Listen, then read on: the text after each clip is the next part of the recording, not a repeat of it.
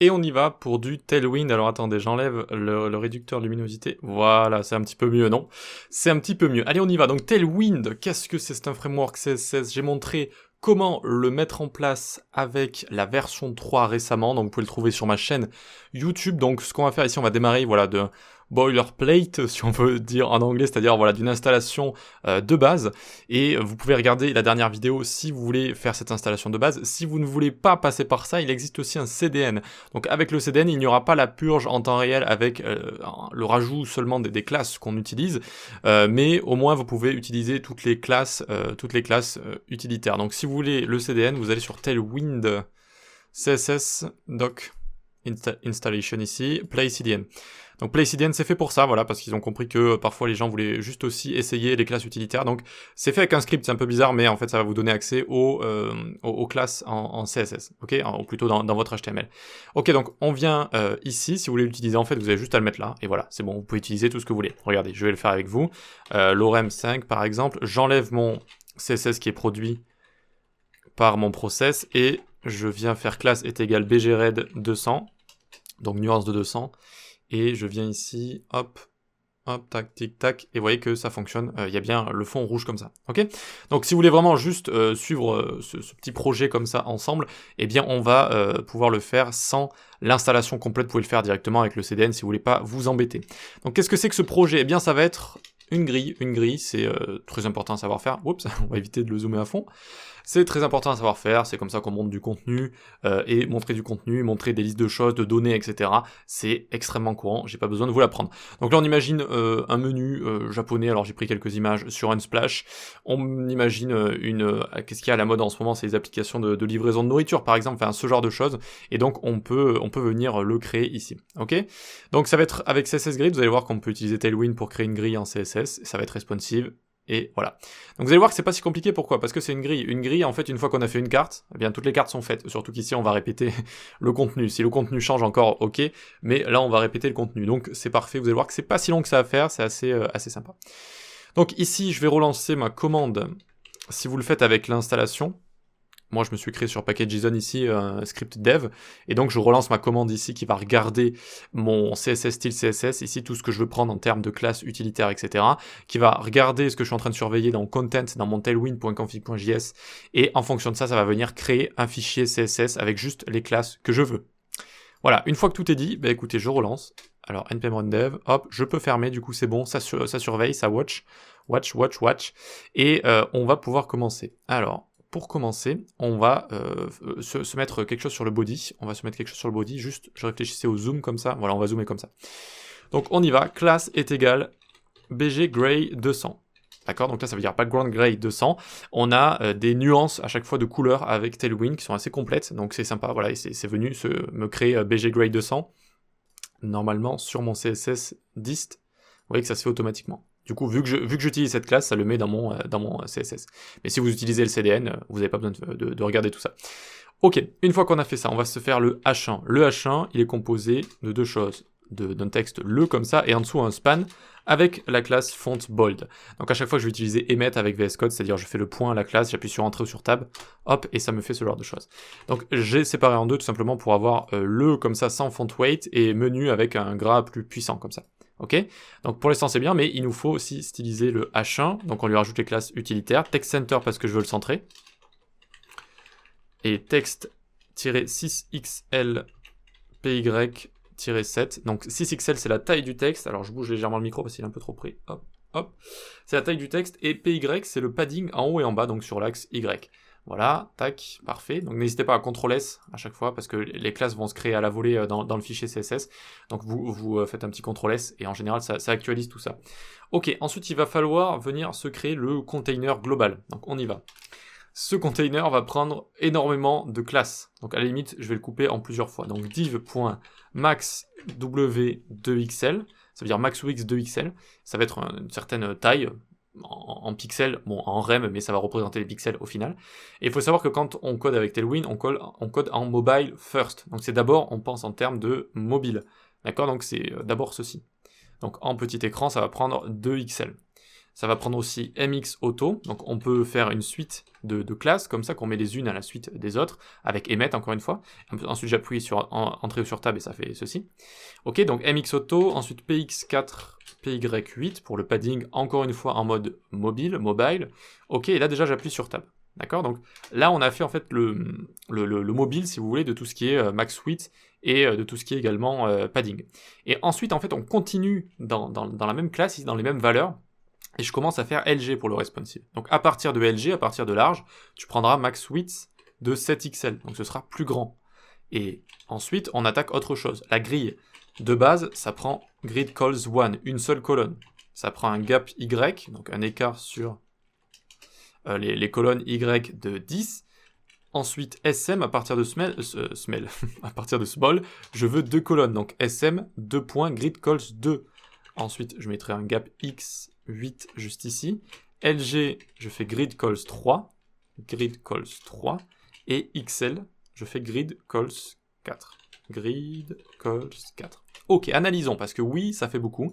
Et les arguments de ceux qui sont en défaveur de Tailwind, ceux qui n'aiment pas trop, ils disent que souvent ça fait comme ça des classes avec beaucoup de choses à l'intérieur. C'est vrai, je suis d'accord avec eux. Voilà. Il y a des avantages et des inconvénients comme pour tous les outils, j'ai envie de dire. Ici, j'aurais pu le présenter un poil mieux en faisant ceci. Donc je mets le gap à côté. Et en fait, il faut vraiment comprendre le mobile first. Ici, je commence à mobile, je définis tout pour le mobile, et puis je dis ce qui va changer pour les grands écrans, d'accord, la max width, à partir de LG, qui a un breakpoint, je sais plus combien, 1024 ou 1400, je sais plus. Voilà. Ensuite, on utilise grid pour utiliser les colonnes, etc. Et donc on fait grid calls 1, et en petit écran, ça fera ceci également pour tout ce qui est gap, les gouttières, les écarts. Et ensuite, SM, je veux 2 colonnes, LG, j'en veux 3, XL, j'en veux 4. Donc vous voyez que finalement, c'est assez logique. Alors il faut faire attention quand on les présente. Moi-même, quand je code avec Tailwind, en général, c'est vrai que parfois ça peut être un peu le bazar parce qu'on a envie de rajouter certaines classes. Alors il faut regarder à travers les classes, etc. si on a envie vraiment d'avoir un bon ordre. Et des fois, on se retrouve avec des choses un peu compliquées.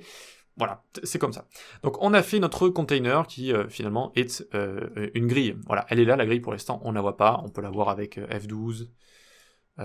Hop, undock, tac, hop, elements, et on va la trouver ici. Elle est là, et pour l'instant il n'y a rien, il n'y a qu'une seule colonne vu qu'on est en petit écran, et donc grid calls 1. Ok, c'est parti, on va créer notre première carte, et une fois qu'on en aura créé une, eh bien tout sera créé vu qu'on va les copier-coller. Allez, c'est parti, concentrons-nous. div.bgwhite, donc background white, .shadowLG, ça veut dire qu'on va mettre des ombres avec box shadow, .roundedLG, ça veut dire qu'on va arrondir les angles, comme après une dispute. Ici, on fait IMG et rounded TLG. Hop. Et donc, on a envie également d'avoir les images avec leur côté du haut arrondi. Vous voyez, ici, mais pas en bas. C'est pour ça qu'on a mis T ici comme top. Et donc, ça va seulement arrondir à gauche et à droite. Voilà. Les sources des images, eh bien, c'est du Unsplash comme d'habitude. On va sur Unsplash. Alors ici, je vais vous donner une petite technique. Donc, on tape Japanese Food. On va pas sur le premium stock, on prend le gratuit en dessous, et je crois que la première image, voilà, c'était là. Donc la petite technique, c'est de choisir ces images, alors c'est pas tout le temps possible, hein, en amont, en mode paysage, comme ça, et tout le temps avec les mêmes dimensions. Ça permet de faire du responsive plus facilement et de garder des images fluides à la même taille, sans forcément avoir besoin de mettre de width en dur, avec du object fit, cover, etc., center et compagnie. Donc ici, on a une image en paysage, ici, je fais copy image adresse, donc ça se dit copy ou copaille? To copy, je crois que ça se dit copy, que c'est un peu bizarre justement. Bref, du coup on a notre image juste ici. Sinon, vous pouvez également donc réduire vos images pour qu'elles aient toutes les mêmes dimensions avec Photoshop ou avec Figma ou avec des outils en ligne ou pas, etc. D'accord? Mais en général, c'est plus fastidieux que d'aller trouver juste des petites images comme ça. Mais bon, c'est le travail, c'est comme ça. Donc ensuite dans Alt ici, je mets Japanese Food. Ok, donc normalement on devrait déjà avoir voilà notre petite carte qui est juste ici. Très bien, super. Donc c'est le haut de notre carte. Ensuite on va en dessous et on fait une div avec P4, donc padding 4. D'accord, ce sera le texte en dessous. En dessous, pour commencer, je veux le titre. Donc à chaque fois j'ai mis Japanese Food parce que j'avais eu la flemme de chercher de nom pour tout ça. Et le prix. D'accord, le titre et le prix. Donc il nous faut un flex en fait pour qu'on puisse mettre un élément à gauche, un élément à droite. Donc, comment on fait? div.flex pour utiliser displayFlex et puis MB5 pour mettre margin bot de force 5. Ensuite je viens en dessous, H3, je lui mets un texte 2XL, donc ça c'est la taille du texte. Text gray 700, c'est la couleur du texte. À l'intérieur, je mets Japanese Food, voilà, et en dessous, je mets le prix. Le prix prendra margin top 1, ML auto, margin left auto pour venir mettre tout ça en automatique. Tout ce que vous voyez, le blanc ici, ça va mettre en automatique, donc à gauche, et ça va pousser mon prix ici tout à droite. Voilà, margin left auto, c'est une technique sympa. Texte LG, font medium pour le gras, texte gray 900 pour la couleur. Et à chaque fois, j'ai mis 48$. Assez cher ces sushis. Ok, 48$. Donc ensuite, on vient en dessous et il nous faut ce bouton. En fait, ce sera un lien. C'est vrai que ça peut être un bouton aussi. C'est vrai que ça peut être un bouton, ce genre de choses. Je vais vous montrer à la limite comment faire les deux. Ça pourrait être un lien, ça pourrait être un bouton. Ça dépend. En fait, c'est un lien si ça nous amène quelque part. C'est un bouton si, par exemple, ça remplit une liste de courses. Donc c'est vrai qu'ici, on pourrait penser au bouton. Mais si on veut aussi plus de renseignements, peut-être on arrive sur une page, ce genre de choses. Donc là, j'ai mis un lien, mais vous aurez aussi pu utiliser un bouton. Donc je viens en dessous de mon flex juste ici. Ok. Je me crée ce lien que je fais pointer vers rien, et j'y vais avec la classe. Donc la classe, je lui mets inline flex, je veux que ça reste inline, mais utiliser flexbox également avec ses enfants. Item center et justify between. Je centre sur Y, et je mets de l'écart entre les enfants. Donc comme ça, je vais vous montrer deux façons de faire. Il y a une façon avec margin left, comme je vous ai montré juste au-dessus. Et là, il va y avoir une image et un texte. Et donc, ce sera avec justify between. Ok, donc après justify between, on met px5, py1, un peu de shadow avec shadow sm, small, font medium, rounded md, bg red 600.